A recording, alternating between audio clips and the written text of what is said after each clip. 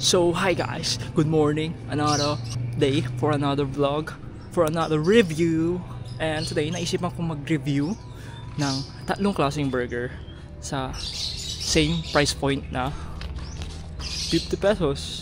And kailangan ko siyang i-rate kung sino yung may pinakamasarap sa hindi. And kailangan natin i-consider ang siyempre buns and yung patty and then yung mga ingredients na nakapaloob doon. So ayun, samahan nyo ako guys and let's go! So yun guys, punta tayo dito sa may Frank's and sa tabi niya sa may Big Mac, pero ang una natin pinuntahan is dito sa may Frank's. And nag-order nga pala ako ng double patty nila na walang mayo, puro lang ketchup, and then greasy masyado, as in mantika yan, wala pang mayo. And nag-taste test ako dito.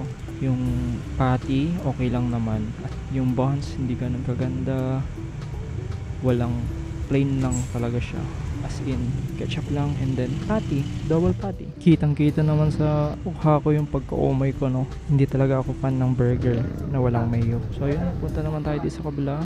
And dito tinanong ako ni ate kung anong sauce ang ilalagay doon sa burger ko.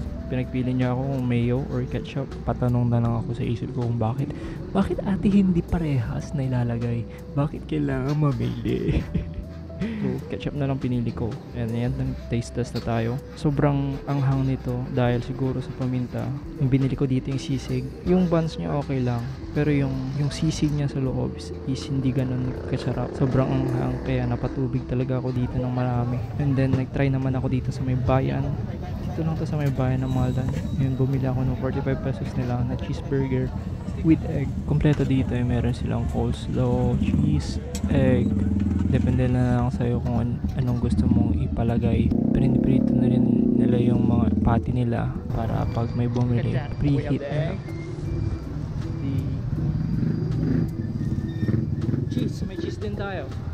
Tapos merong patty, of course yung patty, tapos yung coleslaw, may cheese, and meron ding syempre mayo.